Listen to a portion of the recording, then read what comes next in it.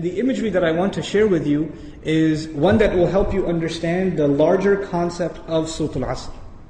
Imagine with me that you are drowning. And you are unconscious. Two things.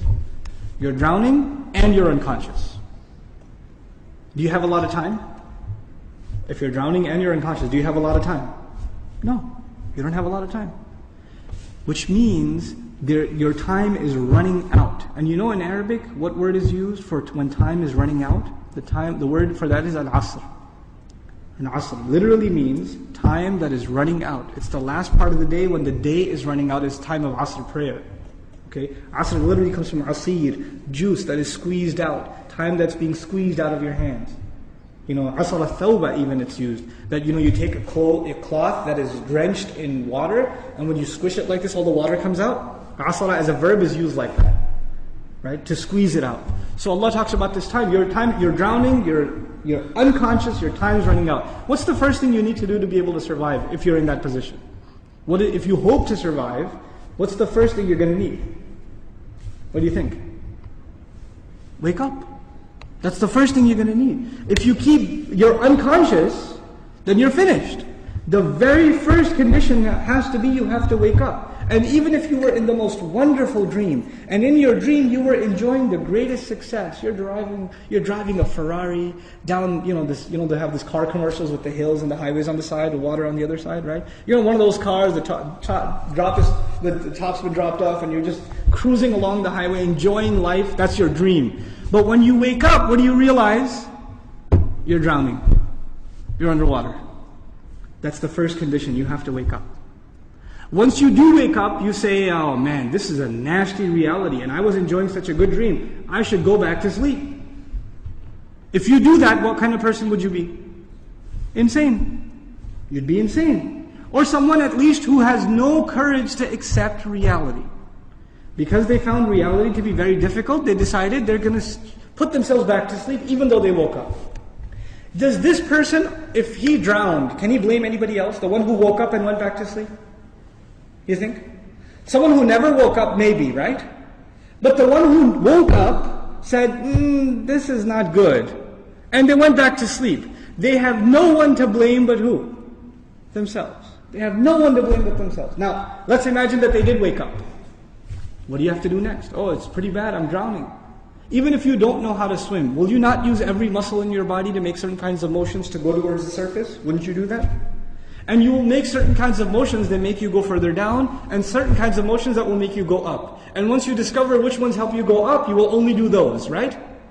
You will do those. In other words, the first thing was you have to wake up. The second was you have to swim. You have to do something to try to get to the surface. When you got to the surface, you gasped for air, and you got pulled back down. You got pulled back down. And you know who you got pulled back down? You won't believe this. There's a chain around your foot, and your relative, your cousin, is sleeping, and he dragged you down. And now you're drowning because of your sleeping cousin. What do you have to do now? You got to wake him up. And you're not even waking him up because you want to save him. Who are you waking him up for? Maybe you want to save him. Maybe you don't even like your cousin. I don't know, right? But what's the point? The point is you're trying to wake him up because if you don't wake him up, who's also going to drown? You yourself. So you wake him up, and he says, man, I was driving a Ferrari, you woke me up for no reason, I'm going back to sleep. Forget you. Can you just say, okay, well, I didn't like you anyway, suit yourself? Can't do that. If he goes to sleep again, what are you going to do? No, man, wake up, let's go, we can't give up. You can't not accept reality.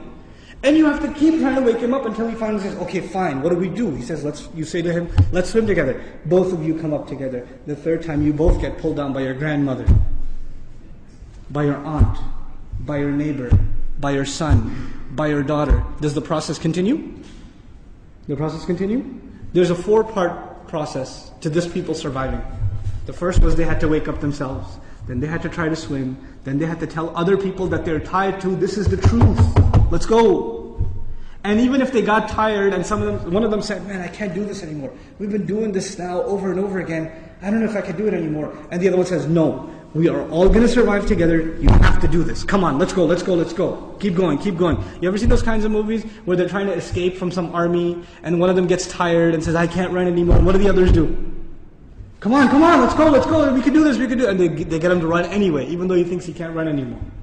They work with each other because their survival depends on each other.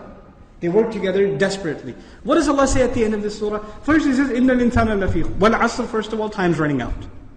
Then He says, إِنَّ الْإِنسَانَ لَفِي خُسْرٍ. I'll translate it, human beings are drowned in loss. You see the parallel? Human beings are drowned in loss. What's the exception? إِلَّا الَّذِينَ. Those who believed. Believed what? Allah didn't say آمنوا بالله وملائكته وكتبه ورسله واليوم الآخر والقدر خيره وشره من الله تعالى والبعث بعد. Nothing. He didn't mention anything. Even though all of those things are included. According to the siyaq of the surah, the context of the surah, what is the first thing these people have to believe? That they're in loss. That they're drowning.